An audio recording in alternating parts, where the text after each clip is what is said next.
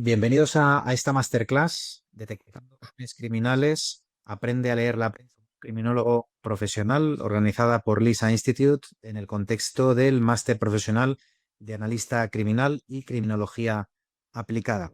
Soy Daniel Villegas, director general de Lisa Institute, y me voy a encargar de moderar esta sesión en quien, como veis, me acompaña el inspector jefe de Policía Nacional, David González, que voy a pasar a presentarle. David es jefe de equipo de negociación crítica jefe de sección operativa de investigación en Policía Judicial. Ha dirigido equipos de secuestros y extorsiones, grupos de respuesta operativa en varias provincias de España, por lo que conoce muy bien el cómo lidiar con este tipo de modus operandi, con este tipo de situaciones que generan tanto estrés, tanto riesgo y que requieren de una serie de conocimientos y habilidades, entre las que se destaca también dentro del máster con algunas de las ponencias que David ofrece. Y todo ello también, esa trayectoria profesional es fruto de todo lo que ha estudiado y de su carrera profesional. A nivel académico es licenciado en psicología, es diplomado en criminología, licenciado en ciencias de la seguridad, entre otros muchos cursos que ha hecho a nivel nacional e internacional sobre estas disciplinas y otras. Su vinculación con Lisa Institute es que es profesor en el máster profesional de analista criminal y criminología aplicada, así como en aquellos proyectos que hacemos a medida para instituciones policiales de otros países del mundo que se interesan por aprender y desarrollar conocimientos en estos mismos ámbitos que hablaremos hoy u otros del expertise de David. Así que, David, es un auténtico honor tenerte en esta masterclass de MBU. Bienvenido. Muchísimas gracias. Un honor para mí estar con vosotros aquí. Pues muchas gracias, David. Y nada, para aquellas personas que están conectadas, decir que esta masterclass se realiza en el contexto del máster profesional de analista criminal y criminología aplicada, que forma parte de los 50 directos que se desarrolla en este máster y que algunas de ellas, de forma puntual, decidimos hacerlas en abierto para socializar el conocimiento en criminología, porque entendemos que es importante y que es necesario no solo para la sociedad en general, que siempre es positivo, sino también para el desarrollo profesional de los alumnos y de cualquier experto en criminología en particular. Como sabéis, yo también soy licenciado en criminología. Es una de las disciplinas que, pese a que es más necesaria, necesita de encontrar su cabida en entornos profesionales, tanto en el sector público como privado, por lo que cualquier esfuerzo que hagamos de que se conozca lo que hace un criminólogo o un experto en criminología, lo que necesitan las empresas o instituciones en relación a perfil profesional, pues más fácil será que se valore a todos aquellos que tenéis conocimientos y habilidades en esta materia. Para aquellos que estáis interesados en decir que está enfocado a profesionalizar a los alumnos como analistas criminales para que sepan aplicar la criminología de forma real en entornos profesionales como puede ser ámbito social, pero no únicamente, sino también departamentos de seguridad corporativa u otras empresas e instituciones que tienen relación directa con la prevención, la investigación o el análisis del delito. Y son muchas las organizaciones que necesitan saber lidiar con estas funciones. Todo tipo de empresas que están expuestas y que sufren los delitos. En algunos casos también empresas que sin saberlo están facilitando, contribuyendo a determinadas actividades criminales. Si tuvieran profesionales dentro podrían prevenir o mitigar ese riesgo. Pero también muchas instituciones públicas, desde legisladores, asesores políticos, funcionarios de múltiples ministerios, organismos internacionales, instituciones penitenciarias, así como todas, judicatura, fiscalía, etcétera, etcétera, que no son policías y que por tanto tienen que saber ejercer la criminología de forma profesional y que necesitan los conocimientos que tratamos en este máster. Para conseguirlo, evidentemente, pues el equipo docente al completo son profesionales en activo de estas mismas instituciones que hago referencia, también del sector privado, de departamentos de seguridad corporativa, por lo que quienes os acompañan en el aprendizaje son personas que saben de lo que hablan y que imparten docencia basándose, como hoy veréis en el caso del inspector jefe David González, de su propia experiencia personal, trabajando durante décadas en este mismo tema. Por tanto, es un máster que ofrece una doble titulación universitaria, online, 9 meses de duración y que aún tiene algunas plazas, inscripciones abiertas para empezar el próximo 13 de octubre, por lo que quedan escasamente un mes para poder inscribirse a este máster que empieza y que no se volverá a repetir hasta después del verano del año que viene, para aquellos que estéis interesados, que podáis pedir entrevista ya por videoconferencia. En la entrevista lo único que hacemos es poder conoceros, entender cuáles son vuestros objetivos personales y profesionales para confirmaros que este máster efectivamente va a contribuir a ello y resolver cualquier duda, cualquier consulta que os pueda surgir durante la entrevista para que conozcáis en detalle lo que aprenderéis en el máster y cómo aplicarlo a la salida de profesionales, la bolsa de empleo, de práctica, etcétera, etcétera. Dicho esto, vamos a empezar a hacer unas preguntas a David para que aquellos que no le conozcan podáis conocerle un poquito mejor y que sobre todo, como solemos hacer con los profesores, os pueda servir de referencia, de inspiración, de guía, algunas de sus respuestas para aquellos que tenéis muchas preguntas que nos las habéis trasladado antes de esta masterclass y que os sea de utilidad, más allá de que posteriormente profundizaremos en el objeto de la sesión y en la ponencia que ha preparado David. Lo primero que quería preguntarte, David, es ¿qué te llevó a especializarte en la negociación crítica dentro de la Policía Nacional y en qué consiste? Bueno, la negociación crítica, digamos que la policía o los cuerpos policiales o los cuerpos de seguridad tienen dos formas de actuar contra personas que están cometiendo un incidente crítico. La actuación táctica, es decir, la fuerza, es decir, bueno, coger una persona y detenerlo físicamente, pero hay determinadas circunstancias, como son los incidentes críticos, suicidas, extorsiones, secuestros, donde la actuación física, la contención física es imposible, inviable, o porque no se puede actuar directamente contra la persona, como por ejemplo puede ser un suicida, o porque no sabes dónde está, como puede ser un secuestro y una extorsión. Y me pareció interesante con mis estudios de psicología entrar en negociación porque es la única herramienta que a veces queda a los cuerpos policiales, que es la palabra, la fuerza de la palabra. Y por eso, bueno, entré en el equipo de negociación ya hace casi 16 años. ¿Y cuándo se activa este equipo de negociación crítica? ¿En qué contextos, tipos delictivos o escenarios? Eso es, pues son, mira, son 5 casos en concreto. Son secuestros, extorsiones, es decir, ahí se actúa porque sabemos que nos está llamando una persona que ha secuestrado a una tercera persona, está llamando para extorsionar a una empresa, pero no podemos actuar de forma física, con la contención física para detener a la persona, porque no sabemos dónde está el autor de los hechos. Está llamando por teléfono, está haciendo correos electrónicos, mensajes por WhatsApp, es decir, no se puede hacer una contención física, por lo que lo único que cabe es la palabra, la contención de palabra y la negociación. Y luego tenemos los incidentes críticos, que tenemos 3 tipos de incidentes críticos, que serían los individuos suicidas, es decir, sabemos dónde está, podríamos actuar con contención física, pero no se puede llegar hasta esa persona, porque si intentamos actuar físicamente, la persona puede dispararse, puede tirarse por la ventana, desde la azotea, etcétera. Es decir, solo queda la contención verbal, la palabra, la negociación. Luego también tendríamos los atrincherados, es decir, personas que cogen a una tercera persona y amenazan con matarla si no se realizan una serie de actuaciones que también sabemos dónde está la víctima, sabemos dónde está el autor, pero no podemos actuar con contención física porque si no llevaríamos a que la persona pudiera morir, fallecer, disparar, etcétera. Y luego tendríamos las personas con enfermedades mentales graves que tienen un ataque psicótico, que en muchas ocasiones se pueden comportar tanto como suicidas como con atrincherados. Y en muchas ocasiones cambian, es decir, puede empezar el inicio de la situación de una persona con un brote psicótico, como un intento autolítico de suicidio, y posteriormente derivar a un incidente crítico con rehenes porque coge a un familiar suyo, etcétera. Esos 5 casos, secuestros, extorsiones e incidentes críticos que son suicidas, eh, rehenes y personas con problemas mentales graves como puede ser la psicosis. Imagino que durante estos 16 años tendrás anécdotas, tendrás experiencias, tendrás casos más o menos desafiantes. ¿Nos podrías comentar aquel que quizás más recuerdes y qué aprendizajes te trasladó?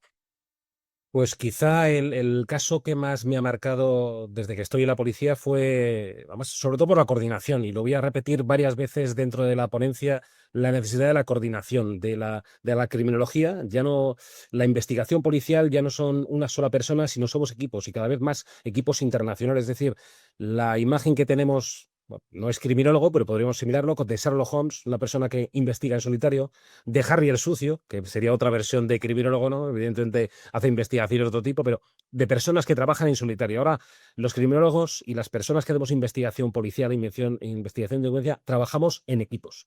Y que os voy a comentar fue una investigación que en el año 2010 era yo jefe de secuestros y extorsiones en Barcelona cuando se produce el secuestro de un niño que vivía en Londres, era de origen pakistaní. El secuestro se produce físicamente en Pakistán, aunque la denuncia la ponen los familiares en Inglaterra, porque había ido a ver a su abuelo, y en Pakistán fue secuestrado. Las llamadas extorsivas se producían desde Tarragona.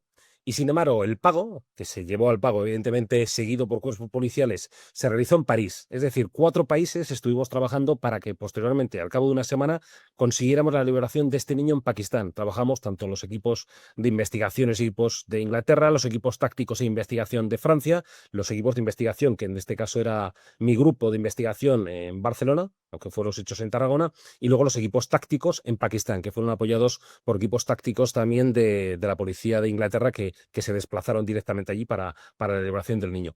Y yo creo que la principal, lo que me dio a entender es que la necesidad, sobre todo en la delincuencia organizada, de lo que vamos a hablar en este masterclass, de que ya no es la investigación de una sola persona, sino la investigación de equipos y sobre todo los equipos internacionales. Si necesitamos luchar contra la delincuencia organizada, necesitamos luchar al unísono todos los equipos de investigación de los diferentes países, porque la delincuencia organizada es transfronteriza. Ya lo que es la globalización la llevó para muchas cosas buenas, evidentemente, pero también a la globalización de la delincuencia. Y ya un solo país no puede luchar contra la delincuencia organizada en solitario. Tiene que ser en equipos multidisciplinares y equipos internacionales. Tienes formación universitaria en psicología, eres psicólogo, también eres criminólogo. ¿Cómo este cuerpo de conocimientos, estas disciplinas te han permitido mejorar en tu trabajo? ¿Cómo las aplicas en tu día a día? Bueno, porque yo creo que es básico la psicología y evidentemente la criminología. ¿Por qué la criminología es básica en la investigación? Porque toca todas las partes de la investigación y todas las partes de la delincuencia, desde el derecho, desde la psicología, la sociología, es decir, todo lo relacionado con la delincuencia está dentro de los másteres de criminología o de la carrera universitaria de criminología. Evidentemente, yo la psicología también la aplico porque al final la conducta humana, la conducta delictiva es una conducta y está dentro de las conductas que se estudian en psicología. Pero es verdad que la criminología es la ciencia que más está relacionada con la delincuencia y la que más abarca todo el hecho delictivo: psicología, sociología, pedagogía, derecho, etcétera. Todo lo que tenga que ver con el delito, históricamente siempre ha tenido un atractivo mediático y ha tenido y ha llenado portadas de todo tipo en toda la historia, en todos los países del mundo. Es algo que importa mucho a la ciudadanía, el impacto que tiene, el morbo que también lleva asociado y el negocio que hay detrás de los medios de comunicación. Necesitan ese Sí. tráfico, necesitan esa audiencia. Por tanto, en ocasiones el periodista informa como debe, ¿no? Y su código deontológico exige, pero en otras ocasiones instrumentaliza para poder mejorar en su trabajo y para que el negocio, en definitiva, pues se sustente, ¿no? Mi pregunta aquí, David, es genérica de momento y para ir calentando motores para la masterclass, es ¿qué papel juegan los medios de comunicación en la percepción que tenemos del crimen? Hombre, es verdad, podríamos hablar de la parte positiva y la parte negativa. Vamos a hablar primero de la parte negativa para dejar para el final la positiva, ¿vale? ¿Qué pasa con la prensa? Que muchas veces, en ocasiones, por una mala praxis, se produce lo que es un sensacionalismo, hechos delictivos puntuales, pues la prensa puede conseguir que haya una inseguridad pública cuando no es real. ¿Vale? Simplemente por ese sensacionalismo. Lo mismo ocurre a veces con la estigmatización de determinados colectivos sociales, de determinados colectivos culturales, etcétera, que la prensa, bueno, pues una mala praxis en la hora de dar la noticia, pues puede llevar a este sensacionalismo y a esta estigmatización. Por el contrario, claro, la prensa evidentemente da un impacto de la realidad de los hechos cuando está justificado y en muchas ocasiones estas noticias pueden influir en la sociedad para cambiar políticas públicas, porque al final la población bien informada cambia la sociedad y hace que los políticos cambien las políticas. Y también, evidentemente, es básico, y eso sí que lo utilizamos 100% en colaboración con ellos, es la prevención. Cuando se producen determinados hechos delictivos que pueden ser prevenidos, es básica. Es básica la prevención que nos da la autorización de los medios de comunicación para difundir estos nuevos hechos delictivos y cómo prevenirlos. Puede ser, en muchas ocasiones, delitos contra personas mayores, nuevas estafas, nuevos medios de, pues sobre todo de estafas, delincuencia económica, estos nuevos hechos que sería imposible prevenirlos si no tuviéramos la colaboración espléndida colaboración de los más medios, es decir, los medios de comunicación, para difundir estos nuevos hechos y esas medidas de seguridad que proponemos para que la gente, bueno, pues tenga menor probabilidad de ser víctima de estos hechos delictivos.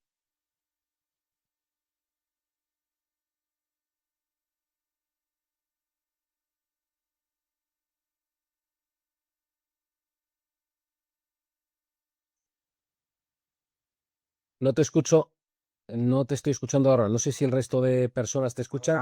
Ahora sí, perdón, ahora sí, perdón. Estaba muteado, disculpa. Perdón. Sí, decía David que como, como inspector jefe de Policía Nacional, como criminólogo, como profesional en general del sector, hay algunos alumnos del máster analista criminal que nos han pedido preguntarte que, en tu opinión, ¿qué habilidades consideras que debe disponer un analista criminal para destacar profesionalmente en el día de hoy? Bueno, pues quizá las dos primeras que me vendrían a la cabeza sería pensamiento crítico, ¿vale? Una capacidad de pensamiento crítico y capacidad de investigación, pero para tener pensamiento crítico e investigación es básica la formación. Un criminólogo tiene que estar formado básicamente en criminología, evidentemente, para poder entender la realidad, entender los hechos. Porque ese pensamiento crítico y esa capacidad de investigación, sin una formación de fondo, tanto el máster que se da al ISA Institute, los estudios universitarios de criminología en universidades, etcétera. Es decir, la formación es básica. Y luego, evidentemente, en cada uno de los países es fundamental, que ya lo da la propia criminología, pero siempre hay que estar actualizándose en el conocimiento legal. Las tipologías delictivas son similares en todo el mundo, es decir, los tipos delictivos más o menos son parecidos, los grupos organizados trabajan de la misma forma, pero sin embargo, la respuesta policial no es la misma, es decir, el conocimiento legal es básico. Y luego yo creo que es básico, ya lo he dicho en la pregunta anterior que me has dicho sobre cuál creo yo que fue la investigación que más me marcó, es el trabajo en equipo. Un investigador, un criminólogo, un policía no puede trabajar en solitario. Somos equipos de investigación.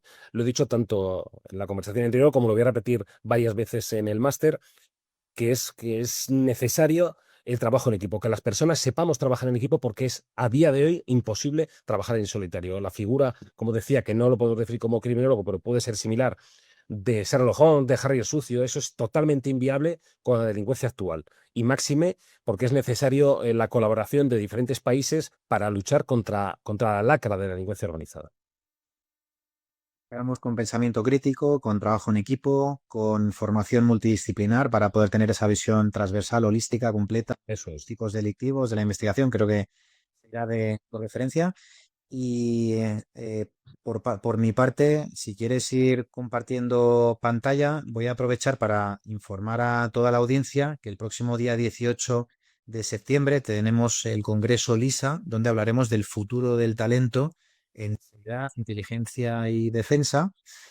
Eh, para aquellos que os habéis inscrito, aprovecho para informaros que hemos tenido unas 600 inscripciones al evento. Solo tenemos 240, por lo que hemos podido confirmar a los 240. Ya lo vemos, David, perfectamente. ¿Veis bien? Lo vemos perfecto, sí, sí. Así que simplemente deciros que aquellos a los que ya os hemos contactado y confirmándoos la asistencia al evento, primero que sois afortunados porque hay 400 personas que se han quedado en lista de espera. Aquellos que estáis en lista de espera, si hay alguna desconfirmación en estos próximos días, iremos informando progresivamente por orden de inscripción. Para futuros años trataremos de encontrar un lugar con más espacio para que podáis venir todos, pero en esta ocasión tenemos que atenernos al orden de inscripciones que habéis realizado y por eso disculparnos con aquellos que no habéis podido asistir en esta ocasión. Os informaremos si hay alguna cancelación y de lo contrario, pues nos vemos el año que viene en el Congreso LISA. Y sin más, te doy la palabra a David para de aquí en adelante seguir parte, me quedo en un segundo plano y cuando acabes la presentación iremos anotando todas las preguntas que nos realicen para formulártelas al final. Perfecto. Muchas gracias. Muchas gracias a ti, Daniel, y muchas gracias a todos los que estáis al otro lado del ordenador para escucharme. Bueno, pues como comentaba Daniel, el masterclass que vamos a hablar de hoy se titula así: Detectando patrones criminales, cómo leer la prensa como un criminólogo. Lo que queremos dar a entender con esta masterclass es la necesidad de la formación, lo comentaba hace unos minutos en las preguntas de Daniel, la necesidad de formación para el criminólogo. Muchas de las noticias que aparecen en televisión, en radio, bueno, pues esa visión criminológica que nos da, entre otros, el máster profesional de analista criminal y criminología aplicada al este instituto, nos va a dar esa capacidad para leer las noticias con otra visión. Me interesa, os pongo solo un momento para que veáis cuál es el cronograma del máster, para que veáis, y ahora hablaremos porque todas las noticias de las que voy a hablar están basadas, cada una de ellas, en cada uno de estos módulos, para que veáis la necesidad y la importancia de estos estudios. Como veis, los módulos están divididos en una introducción, luego se hablará de tipos y modelos de delincuencia organizada, las organizaciones criminales internacionales. Evidentemente, para entender la delincuencia es básico entender estas organizaciones criminales que han atacado la sociedad en anteriores ocasiones y en la actualidad. En los módulos 4 y 5 son los más interesantes para investigación, porque ahí aprendemos las técnicas y métodos de obtención de análisis de inteligencia y luego la metodología de investigación, de análisis e investigación. El módulo 6 es un módulo muy interesante que muchas veces parece que lo relacionado con la delincuencia económica, con los activos económicos, parece que no tiene tanta relación, sin embargo es básico. Este módulo, el módulo 6 de recuperación de activos relacionados con la delincuencia organizada es básica, porque es básico para un criminólogo, porque lo que hacemos es investigar y pelear contra la delincuencia organizada donde más va a doler, que es el tema económico, donde están recuperando ese dinero, que es el fin básico de la delincuencia. Y el módulo 7, lo decía en varias ocasiones en las preguntas que me ha hecho Daniel, la necesidad de la cooperación. Si hablo que básico para un criminólogo es el trabajo en equipo, es evidente que para desarticulación de delincuencia organizada es básica la cooperación internacional. Y hay diferentes organismos que se dedican a esto. Me interesa sobre todo aquí la frase inicial, que es la base de por qué hemos creído interesante realizar esta masterclass. No todo lo que ves en las noticias es toda la verdad, no porque el periodista va a mentir o el periodista va a dejarse noticias, sino porque el periodista es experto en periodismo y no es experto en criminología ni experto en delincuencia. Lo que hace una visión de un criminólogo es que ve detrás de esa información, lee la noticia, pero ve qué hay detrás de ello, ¿vale? Por eso estas frases que me han parecido interesante poner aquí. Y si pudieras detectar patrones criminales como en la propia noticia, aprendiendo a conectar titulares con teorías, perfiles, redes de delito, esto es lo que vamos a ver. Ver diferentes noticias que han ocurrido, las he intentado coger de los últimos meses. Son noticias muy recientes, excepto una de las primeras que me parece interesante ponerla, pero no es de hechos recientes. ¿Vale? Lo que buscamos sobre todo es lo que consta ahí a la izquierda. Buscamos una mirada crítica, analítica de las noticias sobre delincuencia, criminalidad, criminalizado y mundo delictivo en general. Es decir, criminología aplicada a la vida real. Esta noticia es básica que la pusiera aquí. Ya lo ha comentado Daniel, lo ha insinuado, pero me parecía muy interesante porque esta noticia es de mayo de este año. El Congreso pide al gobierno regular la ley de labor de los profesionales de criminología. ¿Por qué no existe una regularización? Y es básico que se haya. Bueno, lo he puesto porque parecía importante. Otra de las noticias, esta noticia es del año 2006. El año 2006, impulsado sobre todo por Perú, se creó lo que actualmente es, y yo creo que es muy interesante que lo conozcáis, el Día Internacional para Prevenir y Combatir todas las formas de delincuencia organizada transnacional, que es el 15 de noviembre. Yo digo que este día está institucionalizado desde el año 2006 y fue en la ONU, Perú, que bueno, que lo impulsó y sobre todo los países sudamericanos impulsaron la necesidad de tener un día donde fuera para concienciar a todos los países de prevenir, combatir todas las formas de delincuencia organizada transnacional, sobre todo para la cooperación, lo que hablábamos antes de la intervención. No, pero, ¿qué entendemos por delincuencia organizada? Bueno, pues quizá la base para entenderlo estaría bueno, en los organismos internacionales, la ONU, ¿vale? La Oficina de las Naciones Unidas contra la Droga y el Delito, UNODC. Vale, pero es verdad que ahora voy a leerla, cuál es la definición, pero estas definiciones, cuando una definición es creada por un organismo tan grande como puede ser la ONU, son definiciones que son poco operativas. De hecho, generan muchos problemas. Se ha visto en muchos países que definiciones muy genéricas de la delincuencia organizada o de otros hechos delictivos de las Naciones Unidas han hecho que no pueda existir colaboración, porque al final las definiciones más específicas de cada uno de los países hacen que no pueda haber esa interacción entre los grupos de investigación, la judicatura, los jueces, etcétera. Pero bueno, la definición que da la UNODC, de la Naciones Unidas, es que la delincuencia organizada es una empresa delictiva continua que trabaja de manera racional para sacar provecho de actividades delictivas ilícitas que a menudo tienen una gran demanda pública.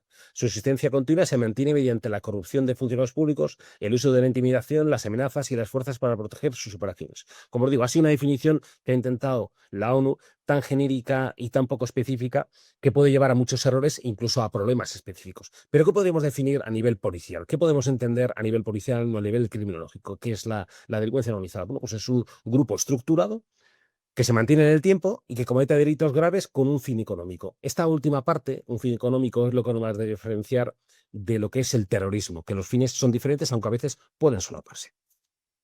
Empezamos ya con varias noticias, como veis, estas de febrero de este año. He intentado, ya os digo, quitando la del el Día Internacional de la Delincuencia Organizada, el resto son de los últimos meses. Tenemos aquí una noticia que dice cerca de 200 mafiosos detenidos en Sicilia que intentan reconstruir la cúpula de la Cosa Nostra. El concepto de mafia. Mafia es delincuencia organizada, pero es importante determinar que la delincuencia organizada no es solamente mafia. ¿Cómo podríamos diferenciar qué es la delincuencia organizada de la mafia? Pues la mafia es un tipo específico de delincuencia organizada, pero que se caracteriza por un origen en un contexto geográfico y cultural, por códigos de honor y ritos específicos, y que a veces, o en la mayoría de las ocasiones, no solo busca beneficios económicos, como la delincuencia organizada en general, sino que también busca el control social e incluso el control político. Todo esto lo vemos, como veis, en el módulo 1. En la parte superior derecha, cuando analice cada una de las noticias, veréis dónde específicamente se habla de estas informaciones relacionadas con la criminología. Claro, si hablamos de las mafias italianas, como hemos visto esta noticia, pues evidentemente las mafias, pues quizá la mafia más conocida sean las mafias italianas. Como veis, la Camorra, la Sacra Unita, la 'Ndrangheta y la Cosa Nostra.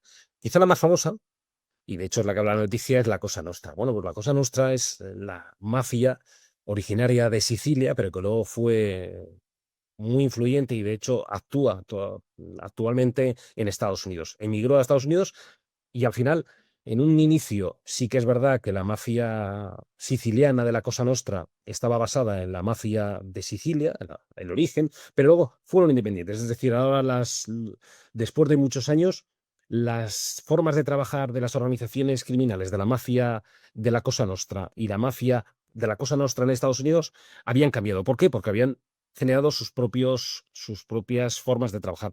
Pero lo que sí que se une, y es la razón principal que porque la definimos como mafia, es que la Cosa Nostra de la noticia tiene una serie de rituales de inicio, busca el control social, se basa sobre todo en la familia, en esa jerarquía familiar de padres, abuelos, hijos, y sobre todo tiene unos códigos de honor, la famosa omerta que hemos visto en tantas películas sobre la Cosa Nostra. Pero hay otras mafias. Mafias porque se basan en los mismos códigos que os digo, en rituales, en códigos de honor, en contextos geográficos y culturales. Y otra de las mafias que se suele ver, que está dentro de la delincuencia organizada, pero es un tipo específico de delincuencia organizada, son las mafias rusas. Cuando se habla de la mafia rusa, englobamos tanto lo que era la antigua URSS, lo que es específicamente la mafia rusa, la mafia georgiana y la mafia armenia.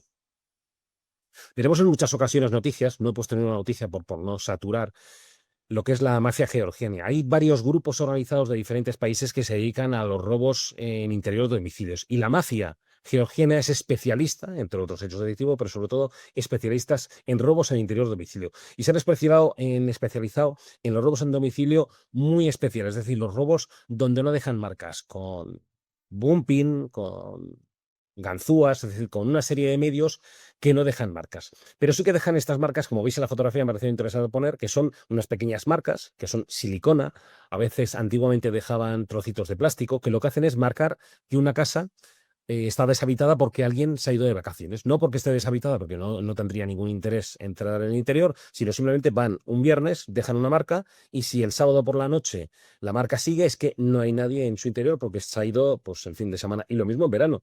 Llegan en julio, sobre todo en Pamplona, la ciudad donde vivo yo, en Navarra, en España. Bueno, San Fermín es una época que la gente de Pamplona se suele ir, entonces empieza el 7 de julio y el 7 de julio vienen varios grupos organizados de delincuencia organizada de la mafia georgiana para dejar marcas, para comprobar si esas personas de esos domicilios han dejado esos pisos y poder robarlo con tranquilidad porque saben que no hay nadie en su interior. También tenemos la mafia rusa, estrictamente, donde hay mucha división de clanes y sobre todo ha habido muchos problemas de peleas particidas, es decir, clanes de hermanos, pues, bueno, pues ha habido peleas, ha habido problemas y eso ha generado tanto revuelto que la policía rusa ha podido desarticular muchos de estos grupos de la mafia rusa simplemente por eso, por las propias peleas y por el ruido que hacían, ruido social, digamos, y ruido por homicidios, por muertos y por hechos delictivos, y por eso la policía rusa ha podido desarticularlos. Y luego estaría como el hermano más pequeño de la mafia rusa en general, de la mafia de la antigua URSS, que sería la mafia armenia. La mafia armenia es una mafia que no ha sido tan conocida, sin embargo, tiene muchísimo, en Europa se ha extendido muchísimo y sobre todo se ha especializado en multitud de actividades delictivas, de la extorsión, los robos, el tráfico de drogas, etcétera. Otra noticia muy reciente también, como veis en la parte inferior. Importante golpe a la delincuencia organizada en Extremadura. 5 detenidos y esclarecidos y 16 robos en vivienda. ¿Vale? ¿Cómo definiríamos la delincuencia organizada? Y aquí sí que vamos a la parte más operativa, a lo que determina qué es la delincuencia organizada. Bueno, pues en la propia convención, el artículo A de las Naciones Unidas, viene a decir que un grupo delictivo organizado se define con el uso de 4 criterios. Estos 4 criterios van a ser utilizados por casi todos los países del mundo. Ahora hablaremos de la legislación en España. Grupo estructurado de 3 o más personas, el grupo existe durante cierto tiempo, es decir, es un grupo de personas que no es una sola persona, no son dos. En todos los códigos penales y legislaciones penales del mundo se habla de la delincuencia organizada mínimo 3 personas, que existe durante un cierto tiempo, es decir, no se han concertado para un hecho delictivo concreto, sino que se mantienen para realizar una serie de hechos delictivos consecutivos. Actúa concertadamente con el propósito de cometer uno o más delitos graves. Esto de delitos graves ha generado muchos problemas en las legislaciones, porque cuando queremos coordinar con diferentes países, la determinación si es un delito grave o no en determinadas legislaciones puede variar, y eso puede llevar a la falta de coordinación y a problemas de coordinación entre países. Y con miras a obtener, directa o indirectamente, un beneficio económico u otro beneficio material. Esto es lo que nos va a determinar la diferencia con el terrorismo. ¿Por qué? Porque el terrorismo, lo veremos después, cuando hablemos de él, que puede utilizar también medidas para conseguir dinero, para autofinanciarse, pero su medida, su fin, no es obtener dinero, sino determinados, bueno, pues, actuaciones sociales, cambios políticos, etcétera. Esto debemos ponerlo en consonancia con el Código Penal Español. El Código Penal Español diferencia en 2 artículos, el 570 bis, donde habla de las organizaciones criminales, que habla de estos 4 puntos, y luego también determina que en determinadas circunstancias puede haber determinados grupos organizados, grupos criminales que, sin tener todos los parámetros de una organización criminal, son muy parecidos, pero no cumplen los 4. En este caso estaríamos en el artículo 570 ter, donde habla del grupo criminal, donde las penas son menores porque se entiende que no es un grupo tan organizado porque alguno de estos 4 puntos no se lleva a cabo. Importante esta noticia para diferenciar, ¿vale? Que la noticia también reciente, como veis, de mayo de este año, la Policía Nacional sorprende en Melilla a multireincidentes con 22 detenciones robando 3 bicicletas. ¿Vale? ¿Qué podemos diferenciar entre delincuencia organizada y delincuencia menor? Pues como veis aquí, entre el número de personas, los procedimientos, los recursos y los objetivos, ¿vale? Yo lo suelo poner también, y suelo hablar cuando doy las clases, que la diferencia fundamental entre la delincuencia organizada, la delincuencia menor y la delincuencia urbana está en la estructura, la motivación y el alcance. ¿Por qué la estructura? Porque evidentemente no existe en la delincuencia urbana una estructura. Se pueden juntar 4 delincuentes de una determinada zona para cometer un hecho delictivo, pero no existe una estructura organizada, no hay una continuidad para el hecho delictivo, sino que se han concertado en un momento puntual para cometer un hecho delictivo. Tenemos también la motivación. La motivación, la delincuencia organizada es la consecución de objetivos económicos a largo plazo. Sin embargo, la delincuencia menor, la delincuencia urbana es el hecho concreto del botín, ese concreto. No quieren, el delincuente urbano no piensa más allá de la propia obtención para, bueno, pues para droga, como había en muchas ocasiones los golpes para conseguir heroína, para conseguir dinero para heroína, es decir, o para algo concreto, pero no existe esa visión de futuro de cometer delitos de forma continua, sino que cuando tienen necesidad económica realizan un hecho delictivo. Otra cosa es que tengan mucha necesidad económica por droga y sean continuos, pero no existe esa estructura ni esa motivación a largo plazo. Y luego el alcance, evidentemente la delincuencia menor, por el hecho en sí de su estructura y de su falta de motivación a largo plazo, pues no tiene el alcance que puede tener la delincuencia organizada. ¿Por qué? Porque la delincuencia organizada ya cada vez es más transfronteriza, es decir, está relacionada con diferentes países o al menos con diferentes ciudades o diferentes zonas en un propio país. Luego, la delincuencia menor o urbana está en el propio barrio, está en la propia zona y como mucho sale de la ciudad. Muy importante también, y no lo he comentado antes, pero yo creo que es básico, la relación que existe conceptual entre la delincuencia organizada y las empresas. Vosotros cuando penséis en la delincuencia organizada, pensar en el hecho delictivo, pero enfocado desde un modo de ver la vida empresarial. Vemos esta noticia: detenidos 4 miembros de un grupo tras protagonizar un vuelco de droga en Murcia. Ahora definiré qué es un vuelco para los que no los conozcáis, pero me parece interesante relacionarla con este otro hecho delictivo que aparece en noticias, también muy recientes. Cuando los sicarios desembarcaron en Madrid, venían, mataban y se marchaban. En los años 2000 y el auge del crimen organizado disparó a los homicidios y los policías se sumergieron en un nuevo tipo de delincuencia más escurridiza profesional. ¿Por qué me parece interesante esta dos noticias? Los vuelcos y lo que se llaman las organizaciones dedicadas al ajuste de cuentas, ¿vale? ¿Por qué me parece interesante hablar de esto? Bueno, pues porque al igual que la delincuencia organizada, perdón, que las empresas, la delincuencia organizada se caracteriza por esa flexibilidad de adaptación y estos dos hechos, las oficinas de cobro y los vuelcos, son adaptaciones a la modernidad. ¿Qué son los vuelcos que hemos visto en la anterior noticia? Bueno, pues los vuelcos son robos que se producen entre delincuentes de tráfico de drogas. Es decir, si yo tengo conocimiento que tú te dedicas al tráfico de drogas y que tienes una partida importante, yo puedo intentar hacer negocios contigo, pero también lo que puedo hacer es robarte. Son robos específicos. Los vuelcos es una palabra colombiana que es el robo de materia de droga, de sustancias estupefacientes a otro grupo delictivo. Y es algo moderno, es algo que se ha producido siempre, pero es verdad que ahora hay grupos específicos que no se dedican a lo que es el tráfico de drogas, sino al robo de grupos organizados dedicados al tráfico de drogas. Y ello ha derivado en otra circunstancia, en esto que se llama las oficinas de cobro, que es lo relacionado con esta noticia, en lo que hablamos aquí. Los sicarios, ¿por qué? Porque las organizaciones criminales tenían necesidad de contratar determinadas personas especialistas que se dedicaran a esos ajustes de cuentas, a secuestros por orden del mandatario para secuestrar de otra tercera organización para que le devuelva parte de la droga que le han robado, etcétera. Es decir, son dos formas de adaptación de la criminalidad a la actualidad: los vuelcos y las oficinas de cobro, las dos relacionadas con la delincuencia organizada de tráfico de drogas en este caso. Lo adelantaba antes, la relación de la delincuencia organizada y el terrorismo. Delincuencia organizada y terrorismo en Ecuador, así se relacionan. Esta noticia habla de qué es el terrorismo. Bueno, pues volvemos otra vez a las Naciones Unidas y define el terrorismo como cualquier acto destinado a causar la muerte o lesiones corporales graves a un civil o cualquier otra persona que no participe directamente en las hostilidades en una situación de conflicto armado.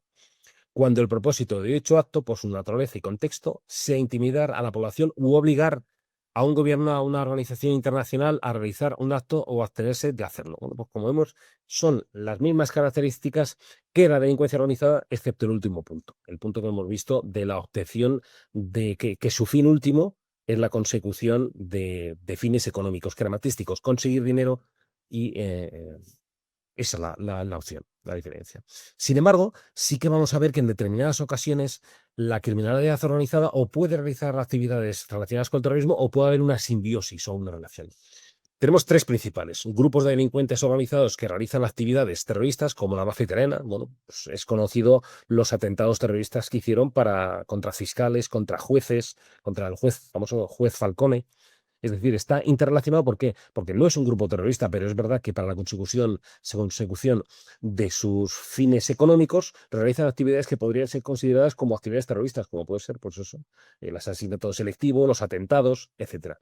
Luego tendríamos otros grupos terroristas que llevan a cabo diversas actividades criminales para financiarse, como el caso de la organización terrorista ETA. ETA fue una organización criminal que estaba en España, y lo que hacían es hacer extorsiones, un delito común, que es la extorsión, un delito del Código Penal que no es terrorista. ¿Por qué? Porque les dan financiarse. También en muchas ocasiones, para la realización de actividades delictivas de atentados, realizaban robos de vehículos para utilizarlo como medio para poder colocar una bomba. Es decir, son organizaciones criminales que, con las organizaciones, perdón, al contrario de lo anterior, son organizaciones terroristas que hacen relación con los grupos organizados o hacen actividades de grupos organizados. Hay grupos organizados que hacen actividades de grupos terroristas. Y luego tendríamos los grupos terroristas que intercambian bienes con grupos de delincuencia organizada, pudiendo ubicarse aquí las relaciones de intercambio entre la mafia rusa, la organización terrorista Al-Qaeda, etcétera.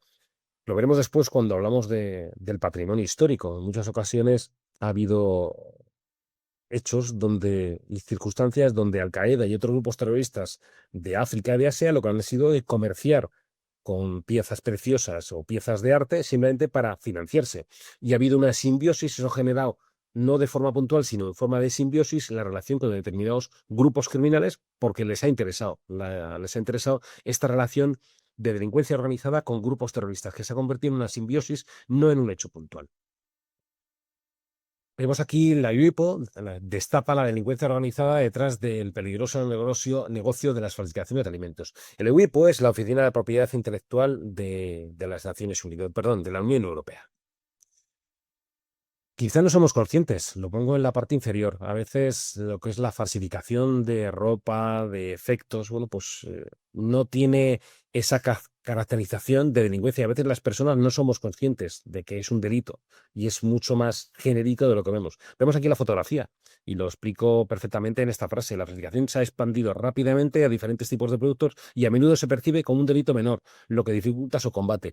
¿Quién no ha visto? No sé, quizá en otros países, pero en España se ve perfectamente de forma continua la venta de falsificaciones y de otros efectos falsificados de ropa de diferentes equipos en la calle. Y es verdad que la población general, bueno, pues a veces no lo toma como un hecho delictivo, incluso compra, por eso los venden, evidentemente, si no hay un comprador no se vende, porque la gente no tiene esa percepción, esa percepción de que es un delito y de que hay marcas que están detrás. Cuando se falsifica una marca, no quiero decir ninguna aquí, evidentemente, pero cuando se falsifica una marca y una gente compra ese efecto falsificado, se está produciendo un problema para la empresa que lo genera de forma legal y que está pagando sus impuestos. Como bien en la párrafo anterior, el tráfico de productos falsificados ha experimentado un crecimiento significativo en los últimos años debido a los avances tecnológicos y la facilidad de movimientos de estos bienes a nivel mundial. En muchas ocasiones, los objetos falsificados no se producen en el país donde se están vendiendo. Bueno, todos somos conscientes de determinados países donde muchas falsificaciones vienen de ellos y se exportan por toda Europa, América, etc. Lo mismo pasa con el arte, lo he dicho antes cuando hablaba de Al-Qaeda y la mafia rusa. Aquí viene una noticia de febrero del año 2022, esta es más antigua, donde redes de delincuencia organizada trafican con el arte.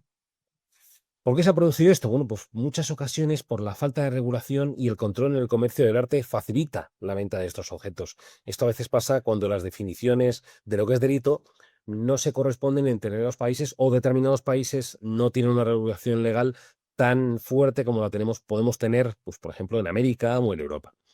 La naturaleza transnacional de estos delitos requiere una mayor cooperación entre los países. A veces es un problema, lo he dicho antes. Es fundamental y es básica la cooperación entre los diferentes países para poder luchar contra la naturaleza transnacional, sobre todo de estos delitos, los bienes culturales, los saqueos que hay en determinados países donde se saquean bienes culturales que se compran por ingentes cantidades de dinero en Europa o en América. Y luego importante, es necesario promover la conciencia pública sobre la importancia del patrimonio cultural y la responsabilidad de preservarlo. En muchas ocasiones la población tampoco es, como el caso de la propiedad industrial, de las falsificaciones, de la necesidad de preservar ese patrimonio cultural y la importancia de preservarlo por cada uno de los países.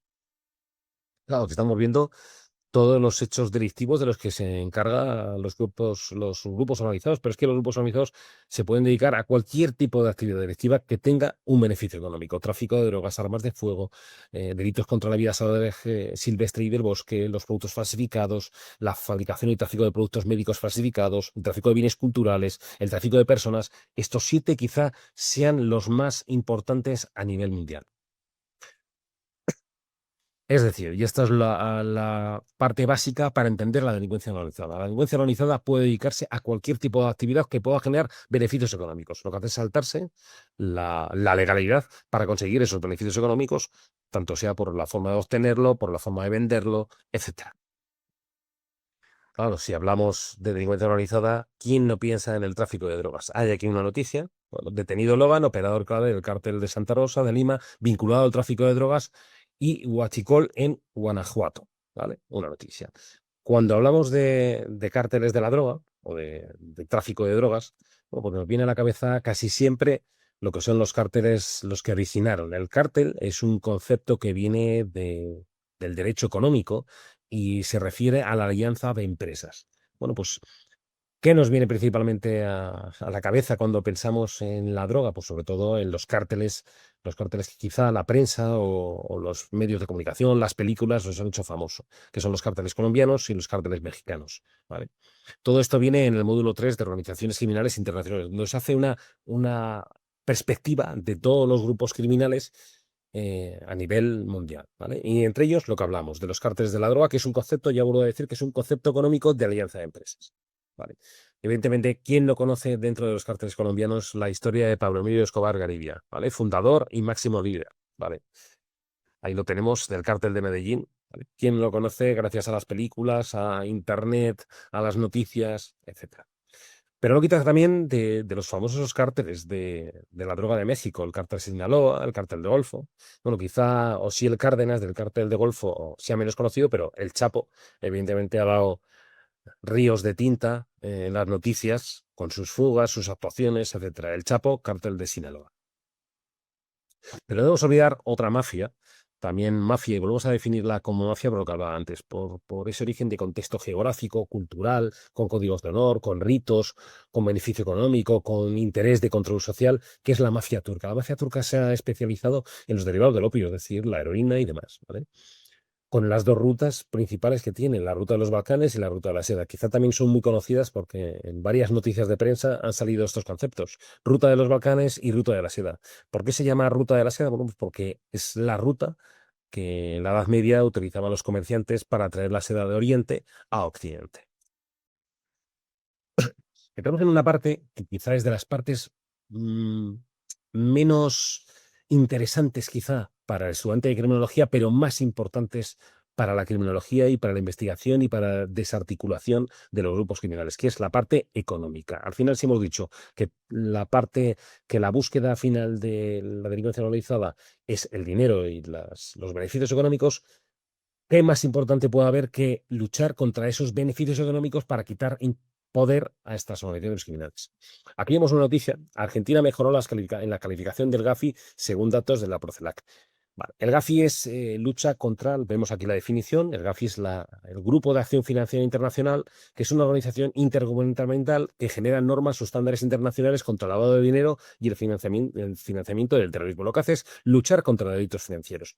Y principalmente contiene muchos tipos de actuaciones, pero sobre todo creando estándares internacionales, es decir, para que todos los cuerpos de los diferentes países, las judicaturas, las legislaciones, se intenten sincronizar. Para eso lo que genera es estándares internacionales para que todos los países veamos los mismos conceptos de la delincuencia organizada dedicada a la acción financiera para poder luchar contra ella. También hace evaluaciones de los diferentes países para bueno, pues darles toques de atención a los diferentes países diciendo que pudieran ser paraísos fiscales, etcétera, para intentar luchar. Otra cosa es que lo consiga, porque a veces el poder internacional de estas organizaciones internacionales no lleva a la actuación, sí a la difusión de los hechos, ¿vale? Y luego la emisión de guías. Son básicas las guías de lucha contra la delincuencia organizada relacionada con actividades financieras, blanqueo de capitales, etcétera, que puede hacer Gafi. En este término, y es básico porque se habla también en esta noticia que hemos visto aquí. ¿Por qué? ¿Qué es la recuperación de activos? La recuperación de activos es un proceso crucial en la lucha contra la corrupción y crimen organizado. Si lo que hablamos es que la delincuencia organizada se basa en la obtención de beneficios, ¿qué puede haber más interesante para la lucha de esta delincuencia organizada que obtener esos beneficios, ver dónde están localizados, que es en pisos, en cuentas bancarias, en criptomonedas, para poder luchar contra estos grupos organizados? Es decir, recopilar esos activos que han sido sustraídos, que han sido relacionados con la venta de drogas, que han sido, etcétera, y poder luchar contra ellos. Luchar contra ellos a través de la localización y quitarle a estos grupos organizados estos beneficios económicos. Ya lo dice la Convención de las Naciones Unidas contra la Corrupción. Es una frase muy importante, que es fundamental que los estados establezcan autoridades especializadas en la lucha contra el crimen y la recuperación de activos. No hacemos nada si las organizaciones policiales luchan contra el crimen organizado solo contra la actuación concreta o contra los delincuentes concretos. ¿Por qué? Porque la organización va a seguir actuando porque esos activos no son recuperados. Imaginaos los cárteles de la droga que hemos visto antes. ¿De qué sirvió o de qué puede servir las detenciones de líderes de diferentes, vamos a hablar de drogas, de cárteles de la droga, si no recuperamos los activos y hacemos que esa organización pierda esa capacidad, porque si no pierde la capacidad económica, la capacidad de actuación, que al final viene derivada de su potencial económico, no podemos desarticular grupos organizados con la simple detención de los autores de los hechos. Tenemos aquí otra noticia: desarticuladas dos organizaciones criminales que blanqueaban 400.000 euros al día a través de la compraventa de metales preciosos. Los grupos organizados con esas ingentes cantidades de dinero necesitan de ese blanqueo de capital, es decir, necesitan determinadas estructuras, determinados testaferros que les sirvan para blanquear ese dinero, porque al final el dinero va a entrar dentro de la dinámica social de compra, venta, etcétera. Y es decir, y cada vez hay más medidas sociales y más medidas económicas y policiales para evitar que ese dinero pueda fluir, es decir, para que tengan más problemas los grupos organizados en blanquear y en poner en circulación ese dinero que han podido obtener de tráfico de drogas, etcétera. Pero siempre van a utilizar, bueno, pues una serie de tapaderas, de testaferros para intentar blanquear ese dinero, para meterle en el curso legal dinero que ha venido de actuaciones delictivas. Dentro de la investigación patrimonial, ¿cómo vamos a ver? Vamos a ver como criminólogos, dentro de las noticias y dentro de los hechos reales, indicios genéricos de blanqueo de capitales. Bueno, pues estos son varios de los que los tribunales supremos de Europa y en general del mundo van a identificar como indicios de blanqueo. La importancia del dinero que tiene una persona, es decir, un volumen alto, bueno, pues puede ser un indicio.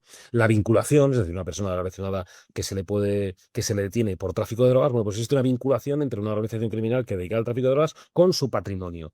Lo inusual o desproporcionado, es decir, una persona o un grupo de personas que parecen tener un trabajo normal o no tienen trabajo, bueno, pues con un patrimonio muy importante, varios vehículos, varios coches, mucho dinero en las cuentas bancarias, bueno, pues podemos determinar que eso es inusual y desproporcionado y puede ser un indicio que nos va a llevar a pensar que es necesaria la investigación patrimonial.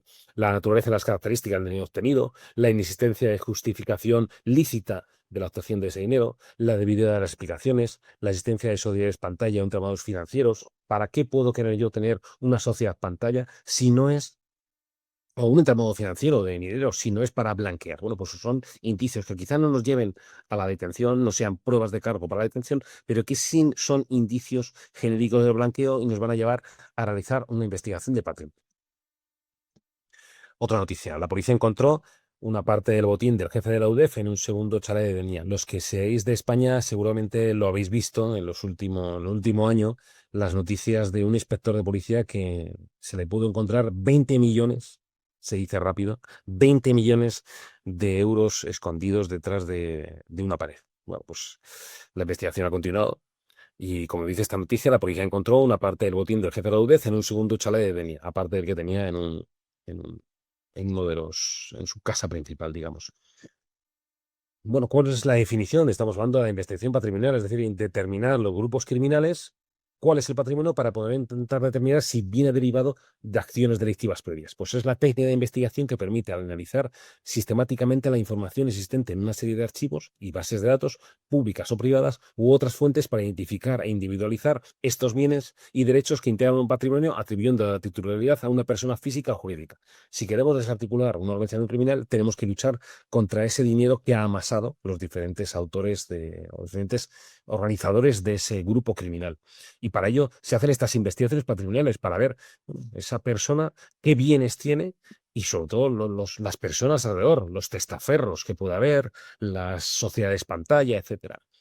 ¿Cuál es la funcionalidad de la investigación patrimonial? Bueno, pues investigar no solo al objetivo principal, sino también al entorno familiar y social, lo que se llama testaferros, y jurídico, las sociedades instrumentales. Cada vez los delincuentes pertenecientes a los grupos organizados saben de la actuación de los grupos de delincuencia organizada, de los grupos de investigación de delincuencia organizada, de los cuerpos policiales, que lo que van a hacer es intentar quitarle todo ese patrimonio. Por eso lo que hacen es buscar testaferros, ya sean familiares, ya sean personas de paja, que se llama en la argot policial, es decir, personas que no tienen nada que ver, pero se les pone a su nombre determinadas propiedades, determinados vehículos, determinadas cuentas bancarias, por eso, para evitar la actuación policial.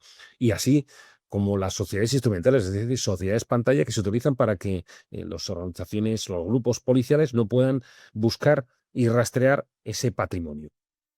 El Tribunal Supremo en España, pero yo os he dicho antes que todos la mayoría de los tribunales supremos a nivel europeo, a nivel América, a nivel occidental, por así decirlo, permiten la prueba indiciaria del delito de blanqueo de capitales, aunque no exista condena judicial sobre el delito principal, ¿vale? Que es una de las principales eh, ventajas o una de las principales funcionalidades que ha tenido en los últimos años. Es decir, que en muchas ocasiones quizá el delito principal no puede ser determinado, no se le puede detener, no se le puede imputar un hecho, pero sí que existen suficientes indicios como para realizar el decomiso, que ahora veremos qué es, porque se entiende que existe un patrimonio de esta persona por encima de las posibilidades y que viene relacionado con hechos delictivos previos. Vemos aquí una de las palabras que son muy importantes en la delincuencia económica y en la lucha contra la delincuencia organizada. Leo la noticia: Castillo fue embargado por 750 millones acusado de evasión y lavado de dinero. Tenemos aquí dos conceptos fundamentales: el embargo y el decomiso. ¿Qué es el embargo? Bueno, pues el embargo es una medida cautelar, es decir, provisional, que garantiza, antes de la realización del juicio, en las fases previas, que va a poder intervenirse un dinero, unas propiedades para las indemnizaciones y para las costas, etcétera. Es decir, es una medida que se realiza antes de realizar el juicio, antes de que la persona sea condenada, mientras está la investigación ya judicializada. Es una medida, como os digo, medida cautelar o provisional. Y luego tendríamos el decomiso. El decomiso sí que es una medida definitiva, que es una medida, una consecuencia accesoria a la condena penal. Es decir, lo que hace el decomiso es ya, en base a una sentencia penal, intervenir ya de forma definitiva a determinados efectos, determinadas cuentas bancarias, vehículos, coches, propiedades, porque se entiende que están relacionadas directamente con la actividad delictiva. Otra noticia, el mismo que hablábamos antes. El policía detenido con varios millones de euros. Ya os vuelvo a repetir que fue una noticia de hace unos cuantos meses, de menos de un año, y este inspector se encontraron 20 millones de euros escondidos. El inspector, Óscar S.G., se asoció con un viejo informador policial de la Brigada Central de Subagentes, con quien comenzó a trabajar al llegar a la jefatura de Madrid en 2019. ¿De dónde podemos obtener los criminólogos la información? Bueno, pues una quizá de las principales bases que vamos a encontrar, de las que todos somos conscientes porque las utilizamos continuamente, son el OSINT, lo que es la inteligencia de fuentes abiertas, información que podemos encontrar en la red, en determinadas bases de datos donde encontramos. Más moderna podemos tener la inteligencia de imágenes, es decir, a través del análisis de diferentes imágenes determinar pues, determinadas circunstancias o obtener determinada información e inteligencia. Y luego lo que es la inteligencia de fuentes humanas. Uno de los errores principales que cometió Estados Unidos antes del 11M, 11S, perdón, del 11S, fue que todos sus cuerpos de inteligencia, la CIA, la NSA, etcétera, se basaron tanto en la inteligencia de fuentes abiertas, en inteligencia de imágenes, y no en la propia esencia de la persona, que por eso no pudieron determinar lo que luego ocurrió en el 11S, los atentados. ¿Por qué? Porque así como habla en esta noticia de un informador, se ha visto básico en determinados, no solo para la investigación de terrorismo, sino también de delincuencia organizada. Las fuentes humanas, el informador, ¿vale? Ese informador de toda la vida, esa persona que está relacionada con la actividad delictiva y que por determinadas circunstancias, por un pago de dinero, por un favor personal, etcétera, comienza a dar información a los cuerpos policiales, a los criminólogos, etcétera. Por eso que os quiero decir que como criminólogos, no descartéis lo que son las propias fuentes humanas para la obtención de información para vuestras investigaciones. Abundando en ello, sobre todo en la parte que hablamos de Internet, vemos aquí una noticia donde dice: localizado el hombre que apareció en redes sociales sosteniendo un tiburón muerto y sin vísceras de una especie protegida. El vídeo fue grabado a bordo de una embarcación en el puerto deportivo Marina de Santander. ¿Por qué? ¿Por qué es importante esta noticia? Por el concepto de huella digital. ¿Qué es la huella digital? Bueno, pues es el rastro de datos que una persona deja en Internet. Y a veces pensamos que puede ser consciente, es decir, lo que dejamos en nuestras redes sociales, en Facebook, Instagram, etcétera, cuando tenemos el perfil abierto, o aunque no lo tengamos abierto, si un amigo puede acceder a ese perfil o hacerse amigo una persona que sea ajena a este tercero, pero por razones, pues le acepta como amigo dentro de estas redes sociales, pues bueno, pues podría acceder a esa huella digital activa, es decir, que es consciente, ¿vale? Como son las redes sociales, Instagram, Facebook, etcétera. Pero también tenemos que tener en cuenta que somos todos, dejamos una huella digital pasiva, inconsciente. Es decir, que no lo queremos dejar de forma voluntaria y que sin embargo queda ahí dejando un rastro. Luego pueden ser los cookies, lo pueden ser el historial que dejamos en la búsqueda de determinadas páginas, etcétera. Una parte también que a veces no gusta o es menos interesante dentro de la tecnología, pero es básico. ¿Vale? ¿Por qué digo esto? Porque evidentemente cuando todos hemos estudiado, las matemáticas quizá han sido la parte más correosa de nuestros estudios obligatorios. En cualquier país, las matemáticas es muy difícil que a un niño le gusten las matemáticas. Sin embargo, en criminología es básica. Básica, y lo vemos como en el módulo 5 está específicamente, hay más temas, pero parte de él habla de la estadística y de la probabilidad. ¿Por qué? Porque vemos esta noticia y para poder entenderla debemos conocer lo que es la estadística y la probabilidad relacionada con inteligencia y con criminología.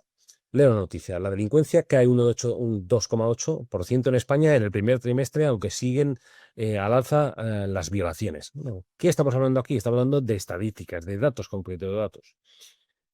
¿Qué es lo que se puede dividir la estadística? Tenemos dos tipos de estadística que son los dos de actuación y necesarios que un criminólogo entienda, que son la estadística por una parte, la estadística descriptiva y la estadística inferencial. Los dos al unísono son muy interesantes y se dan en el módulo 5 del máster porque son básicos para entender la criminalidad y entender las noticias como estamos viendo ahora en esta noticia concreta.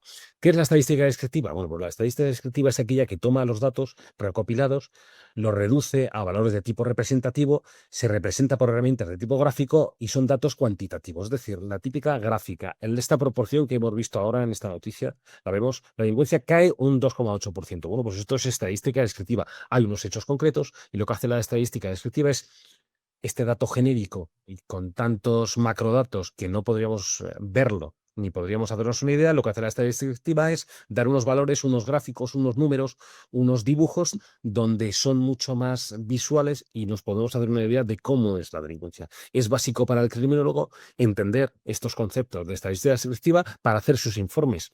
Porque en muchas ocasiones, si tenemos una gráfica con un montón de datos, tenemos unas estadísticas, una hoja Excel con gran cantidad de información, bueno, pues la forma quizá de poner la relevancia, hacer un informe es estadística descriptiva para juntar toda esa información y en unos gráficos, en unos datos, dar una información pues, de estos datos recopilados y de los valores más representativos de esta información. Pero por otro lado tenemos lo que es la estadística inferencial, que lo que hace es que a partir de datos de una muestra interpreta y proyecta a un número más amplio de resultados. Lo que hace la estadística inferencial es determinar qué hechos han ocurrido en un pasado y en base a esos hechos intentar determinar qué va a ocurrir en el futuro. Está muy relacionado con la probabilidad. ¿Por qué? Porque la estadística inferencial no es como la película de Tom Cruise del percrimen, donde determinan que va a coproducirse un hecho delictivo. Lo que hace la estadística inferencial es determinar cuál es la probabilidad de que se cometan estos hechos delictivos en un futuro en base a esos datos anteriores. Es decir, la estadística inferencial lo que hace es, en base a la estadística descriptiva, determinar qué va a ocurrir en el futuro. Y es básico para los criminólogos y para las unidades policiales entender estos conceptos de estadística inferencial para ver qué va a ocurrir en el futuro. ¿Qué aspectos de la estadística en el ámbito policial? Bueno, pues los tenemos aquí. Estos debe conocer, identificar y seleccionar las fuentes de información, preparar y depurar la información disponible para su tratamiento, seleccionar el diseño muestral y tamaño de la muestra. Todo esto es necesario que un criminólogo lo entienda y todo esto se da en el módulo 5, como os estoy diciendo. ¿Vale? Identificar y organizar la información relevante de un problema, diseñar y planificar un estudio estadístico, elaborar y construir modelos estadísticos adecuados, analizar los datos con métodos y técnicas estadísticas, interpretar los resultados y, sobre todo, resolver problemas reales de interés policial. Es decir, cuando digo que es muy importante y necesario que el criminólogo sepa de estadística, es porque es necesaria.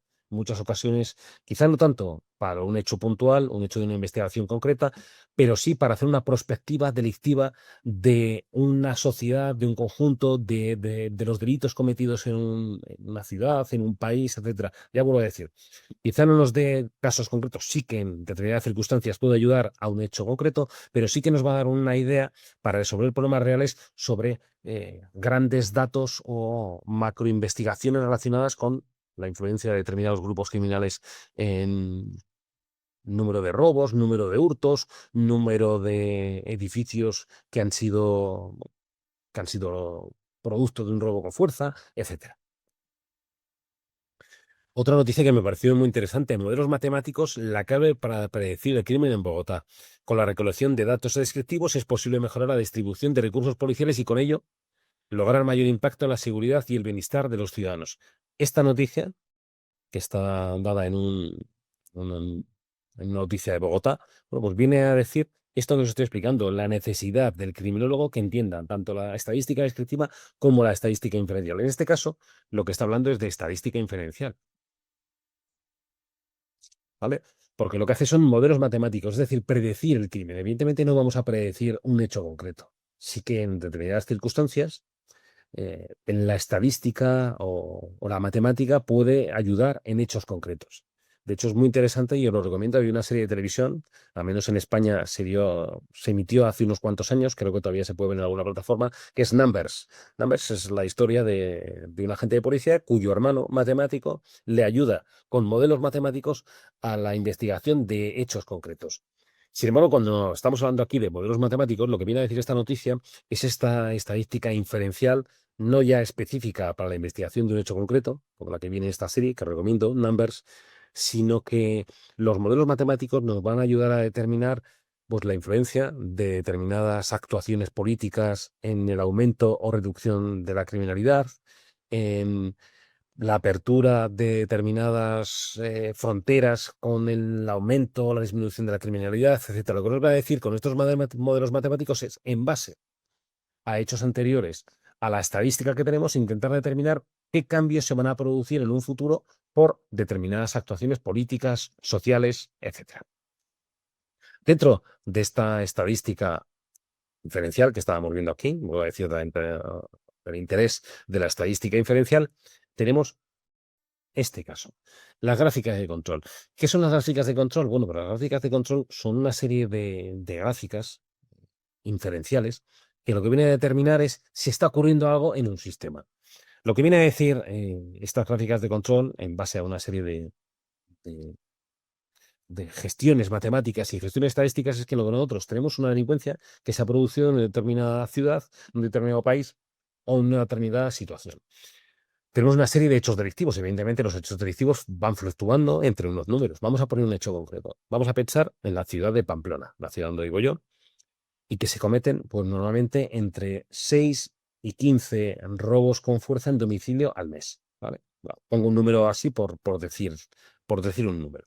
Bueno, pues todas las fluctuaciones que se produzcan dentro, bueno, pues están dentro de la normalidad.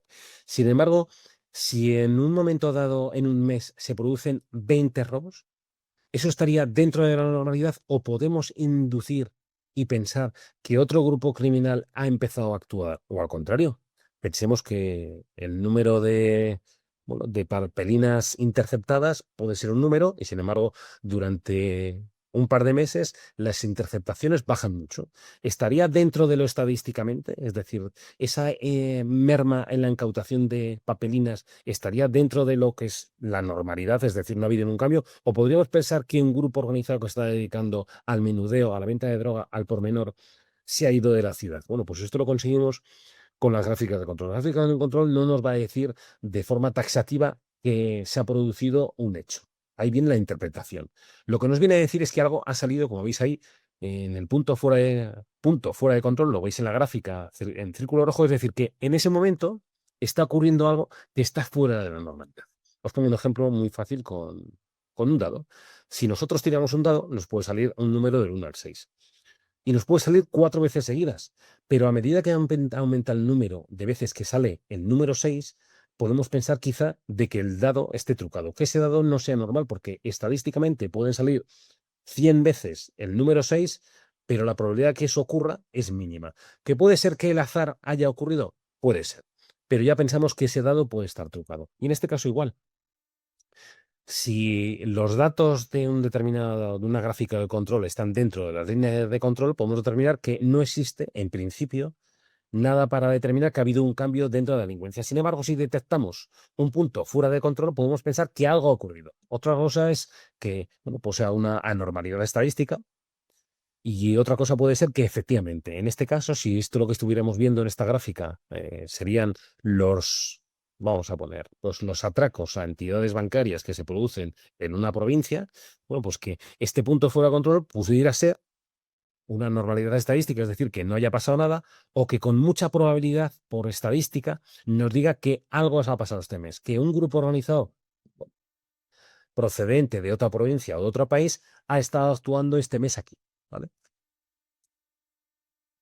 Dentro de estas gráficas de control, bueno, pues por enseñaros un par de detalles, bueno, pues tendríamos varios conceptos que se estudian en el módulo 5, como os digo, la racha, la tendencia, la probabilidad. ¿Qué es la racha? La racha es cuando determinados hechos delictivos se mantienen dentro de un criterio durante un periodo amplio, 3, 4 meses, 5 meses.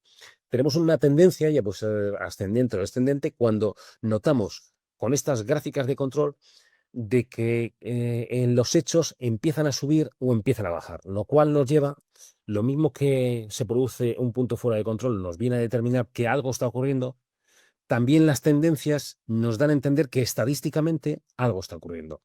Ya veis que esta tendencia se produce dentro de las líneas de control, no ha salido fuera de la línea de control, pero que se produzcan durante varios meses consecutivos aumento significativo de hechos delictivos de un hecho delictivo puede ser derivado de algo. Y ahí viene ya la interpretación que puede hacer el criminólogo, bueno, pues por una serie de cambios políticos en los que se ha habido mayor permisibilidad en determinados hechos delictivos, que ha habido una apertura o una rebaja de penas por un cambio a nivel legislativo y empiezan a salir puntualmente delincuentes de las cárceles porque ha habido un cambio legislativo y entonces por la pena se ha rebajado y empezarán a salir y esto puede generar esta tendencia que aumente los hechos delictivos por este hecho. Es decir, lo que nos dan las gráficas es la situación real, lo que ocurre.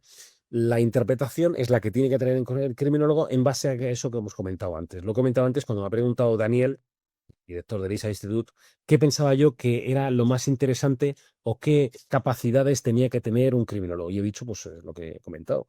La formación, sobre todo, formación básica. Si no, no podemos tener un criterio para analizar estas tendencias. Y esta formación nos va a dar capacidad de ese pensamiento crítico y esa capacidad de investigación de decir, bueno, ¿por qué puede haber esta tendencia que se sale de la normalidad? Estadísticamente pudiera ser que ocurriera, pero esta tendencia viene a determinar que algo está ocurriendo, que alguna circunstancia delictiva, criminológica, está influyendo. Lo mismo pasa con la periodicidad. La periodicidad es cuando los hechos delictivos fluctúan en determinadas temporadas. Por ejemplo, vuelvo a decir, en San Fermín, en Pamplona, las fiestas de San Fermín, que son las fiestas que se realizan entre el 7 y el 14 de julio, aumentan de forma periódica los robos con fuerza de domicilio, lo que he dicho antes, porque en las fiestas mucha gente de Pamplona se va de Pamplona, bueno, por determinadas circunstancias, prefiere estar fuera porque ya ha estado mucho tiempo en las fiestas y no quieren estar en fiestas.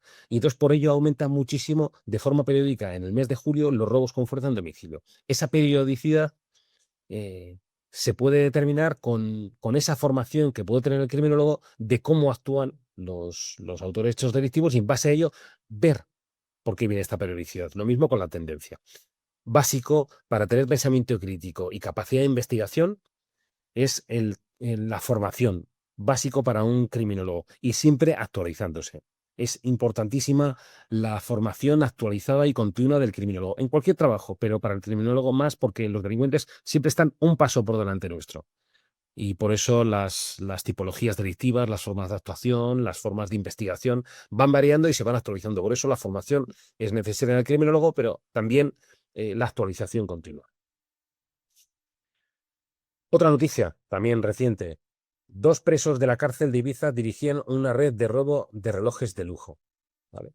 La banda criminal ha sido desmantelada con la ayuda de Eurojust, la agencia de la Unión Europea para la cooperación judicial. Lo he dicho antes. Es básico la cooperación. La delincuencia organizada ya no está unida a una determinada ciudad. La delincuencia organizada cada vez es más transfronteriza, cada vez es más internacional. ¿Por qué? Porque por el propio concepto de la propia sociedad, de cada vez la sociedad no está más interconectada.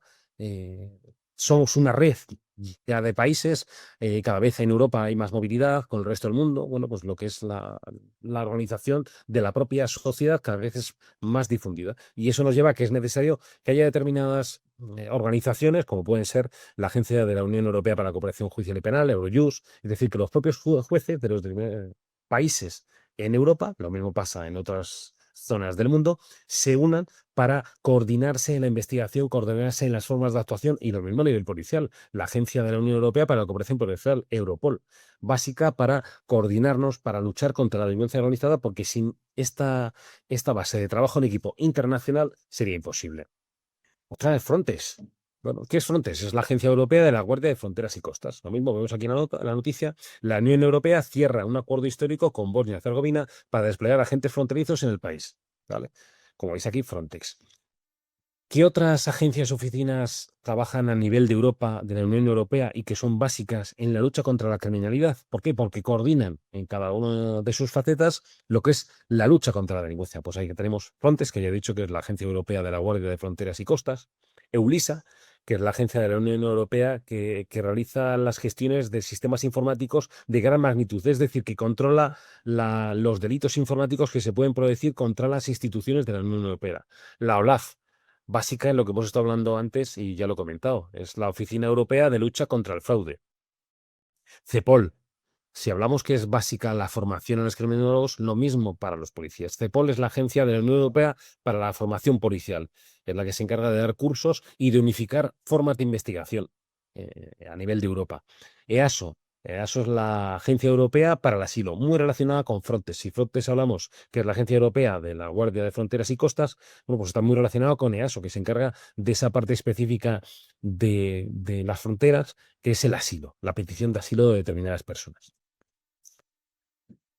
Ah, pero no solo hablamos de Europa, hablamos de nivel internacional. ¿Y quién no conoce Interpol? ¿Vale? Noticia de marzo de este año. Detienen en Brasil a un español requerido por la Interpol por vínculos con el narcotráfico. Bueno, pues a poco podemos decir del Interpol y todos los que estamos relacionados con actuaciones policiales o con criminología conocemos Interpol. Quizá menos conocida es la Oficina de Naciones Unidas contra la Droga y el Delito. Es una parte específica de Interpol y de las Naciones Unidas que se dedica a la relación y a la correlación relacionada con los hechos de tráfico de drogas. Pero claro, no solo en Europa, a nivel internacional, también en el local, en otras zonas del mundo, como puede ser América. Aquí vemos una noticia reciente también de febrero de este año. Se realiza el taller enfocado al tráfico ilícito de mercurio con el Pacto. Bueno, pues el Pacto es un programa de asistencia contra el crimen organizado transnacional organizado que unifica los criterios y las actuaciones entre Europa y Latinoamérica. Vuelvo a decir que lo he dicho antes ante las preguntas de Daniel y lo he repetido varias veces en esta charla, en esta masterclass, que es fundamental el trabajo en equipo. No solo el trabajo en equipo del criminólogo con otro criminólogo, del policía con otros policías, los equipos de investigación, sino que es básica la interrelación y la organización y el trabajo en equipo entre países, ya sea a nivel judicial, a nivel policial, etcétera.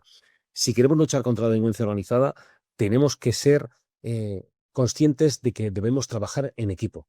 Y trabajar en equipo no solo a nivel individual, sino a nivel de organizaciones. Trabajar las diferentes organizaciones policiales de un país con las organizaciones policiales del mismo país y de un país con otro país.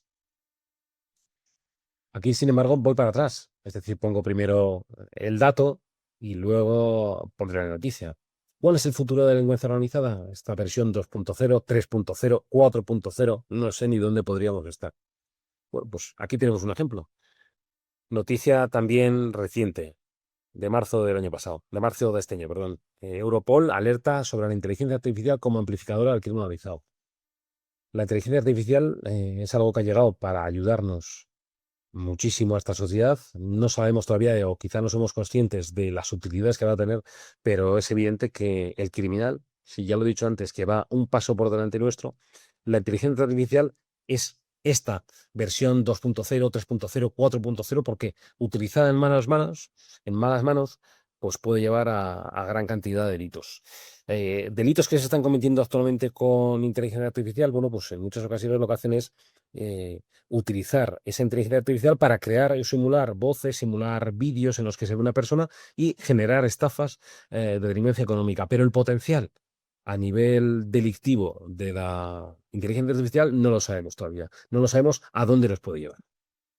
Así que espero que haya sido interesante este periplo que hemos hecho a lo largo de diferentes noticias para poner en relieve la necesidad de que el criminólogo esté formado y que el criminólogo tenga esa formación que le lleva a entender un paso más allá a, a las personas normales que leen la denuncia, que leen esa noticia y sobre todo quizá hasta el propio periodista que hace la noticia y no da todos los datos, no porque quiera ocultarlos, en algunas ocasiones sí, sino simplemente porque no es especialista en delincuencia organizada y en crimen organizado. Muchísimas gracias. Muchas gracias, David, por tu exposición, por los detalles, por la cantidad ingente de que has puesto, que al final es muy pedagógico porque se visualiza lo que previamente has ido explicando. Y hay algunas preguntas que creo que son muy interesantes de algunos alumnos de STEM que les han formulado a través del chat de Zoom.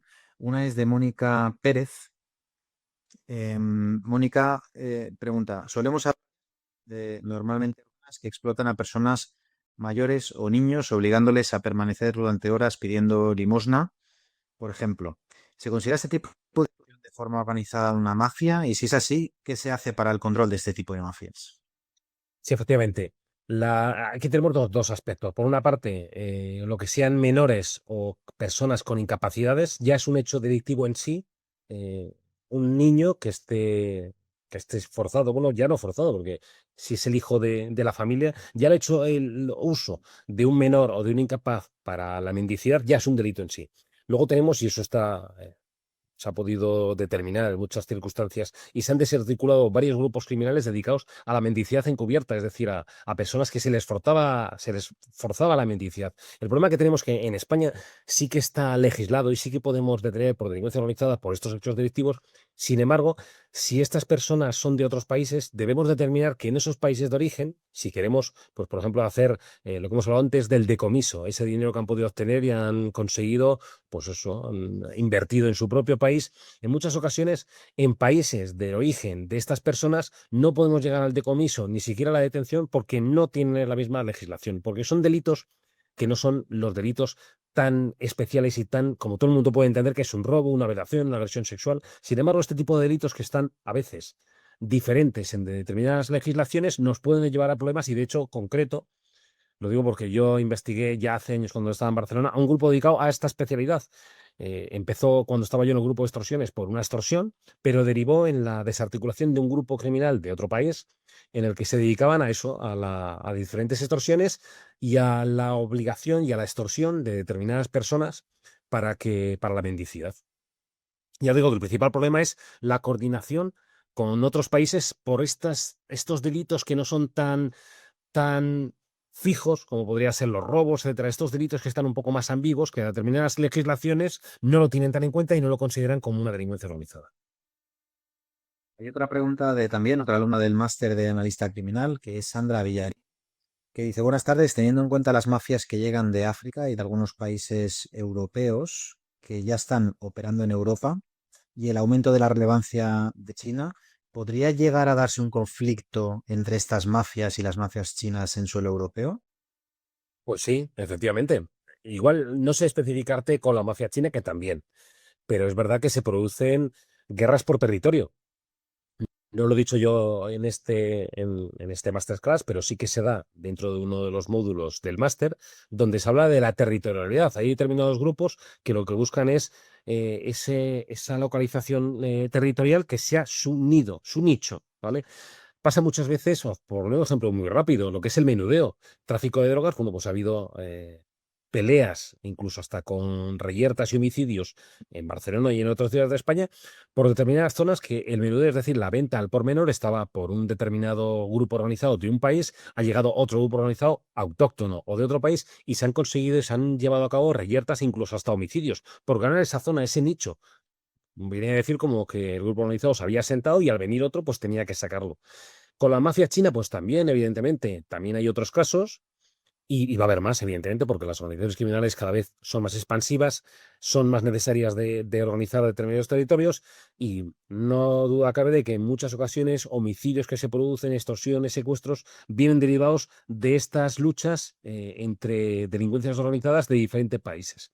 Lo he hablado antes cuando las oficinas de cobro. En muchas ocasiones, las oficinas de cobro, que son grupos criminales especializados en esos ajustes de cuentas entre organizaciones. Y lo que hacen muchas veces, lo digo porque lo he investigado en un hecho concreto, cuando estaba de jefe de crimen organizado en Barcelona, de secuestros y extorsiones, entre una organización colombiana y una organización dominicana dedicadas al tráfico de drogas. Y contrataron en una de ellas una oficina de cobro, como hemos visto antes en una de las noticias y lo he explicado, y se explica también en uno de los módulos del máster. Contrataron a una organización dedicada a oficina de cobro, es decir, para intentar sacar del panorama a una organización pues, con un par de secuestros para que se salieran de la zona donde ellos pensaban que era su zona, su nicho para vender droga. Muy interesante los ejemplos. Hay otra serie de preguntas que nos formulan algunos de los asistentes y creo que algunas son peliagudas, pero bueno, yo te las lanzo y tú ya nos respondes Dime. como consideres. Está sencilla, por ejemplo, a mi juicio, pero eh, ¿cómo- ¿qué consejos le darías a periodistas para que evitar errores comunes? ¿Has mencionado alguno de ellos antes de la masterclass, durante la El masterclass? sensacionalismo, la estigmatización. Ujú. ¿Qué errores comunes hay, en resumen, y qué les recomendarías a los periodistas que implementar? Bueno, los errores comunes es en base a lo que he hablado antes, el sensacionalismo, porque la propia persona es sensacionalista. Cuando hay un efecto psicológico que cuando dice que te llegan dos noticias concretas sobre un hecho, ya te da la sensación que todo es igual y simplemente has recibido dos noticias. A veces los periodistas especializados en sucesos pueden ver varios casos durante un tiempo de un determinado tipo delictivo y ya genera esa sensación de sensacionalismo, de peligro, porque ellos mismos lo están sintiendo, ¿vale? Y lo mismo con la estigmatización, con determinadas culturas, países, etcétera. Lo que yo recomiendo es lo que recomiendo para cualquier especialista. Si tú no eres especialista en un tema, contacta con una persona antes de filtrar esa noticia. Todos, yo tengo bastantes amigos periodistas que en muchas ocasiones me llaman un poco para que les dé, oye, mira, ha habido un homicidio en tal sitio, ¿qué me podrías decir? ¿Qué me puedes comentar? Bueno, pues yo creo que sobre todo es la formación. Sería interesante que también los periodistas pues tuvieran formación en criminología, sobre todo los periodistas especializados en crimen, en delitos, ¿vale? Que muchos de ellos lo tienen, lo constato, que muchos de los periodistas a nivel nacional que salen en determinadas televisiones tienen formación. Pero si no tienen esa formación porque no han podido obtenerla, bueno, pues el contacto o el asesoramiento de especialistas. Lo mismo que yo no podría pues hacer una investigación relacionada con criptomonedas, porque no tengo información. Si yo tuviera ahora mismo una investigación por de un secuestro, pero que el pago sin criptomonedas, esa parte específica de criptomonedas tendría que estar asesorado por alguien especialista. Lo mismo digo en este tipo de noticias. Vuelvo a decir, básico que los periodistas tengan formación o que se dejen asesorar cuando vayan a dar una noticia que pueda generar sensacionalismo o estigmatización.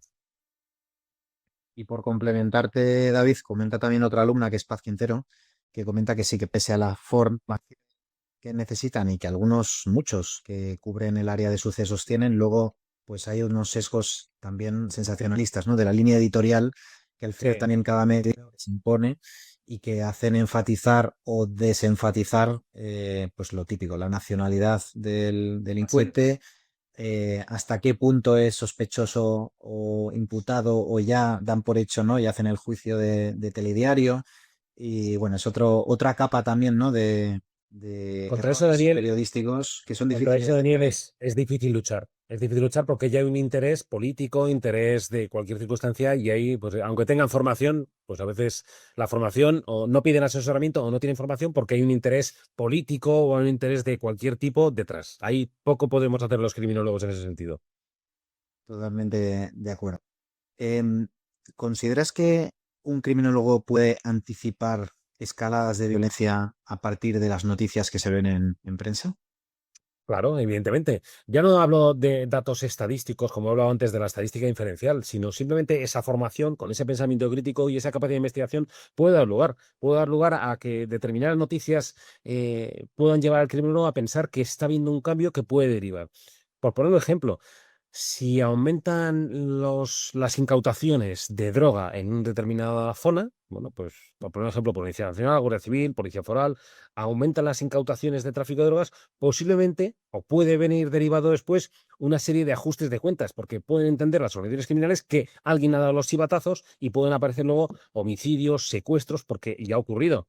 Cuando se producen incautaciones policiales, lo primero que piensa la organización criminal es que hay alguien en sus filas que ha dado la información a la policía. Y en muchas ocasiones se producen, bueno, pues lesiones, personas que aparecen en hospitales con agresiones que no quieren decir dónde ha venido la agresión, homicidios, etcétera, porque vienen derivados de esas incautaciones policiales. Pongo un caso concreto y así sin pensarlo muy rápido, pero en estos casos sí que podría derivarse de otros hechos delictivos y que un criminólogo, en base a lo que puede ver en noticias de prensa, podría pensar que va a ocurrir en el futuro.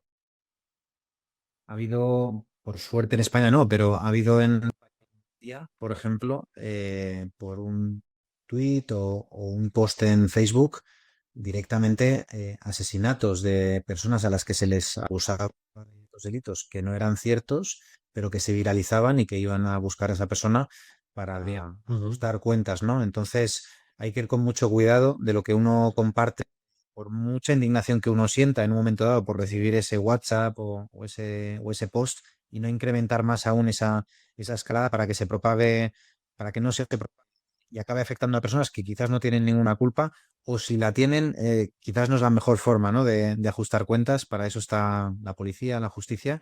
Desde aquí, esta petición de pensamiento crítico, porque en ocasiones, y cuanta más polarización hay, pues peor, más uno se siente un poco con el gatillo fácil de compartir sin contar. Y ahí va la última pregunta que tenemos para ti, David, que es cómo filtrar la desinformación o ese sensación en sucesos criminales. ¿En qué claves debería fijarse un buen analista criminal para poder definir el grado de sensacionalismo o el grado de desinformación que tiene una determinada noticia?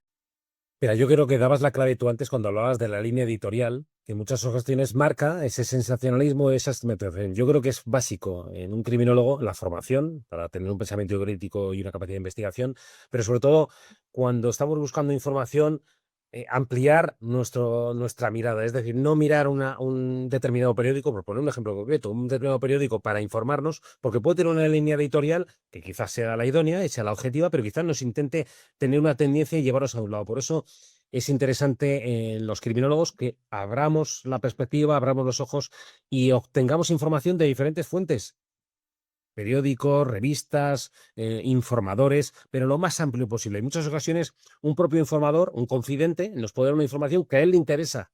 Por eso, porque quiere desarticular, que se desarticule la policía a un determinado grupo criminal. Por eso nos interesa tener la mayor red de informadores. Y lo mismo hablo de los periódicos. Nos interesa obtener información del mayor número de periódicos para tener una visión, pues eso, con criterio, un pensamiento crítico. El pensamiento crítico se obtiene cuando tienes información de muchos puntos y ese criterio lo creas tú, no te lo crea la línea editorial del periódico, te la crea esa visión de diferentes periódicos, de izquierdas, derechas, centro, de un sitio, de otro, y tener ese pensamiento crítico en base a la mayor cantidad de información.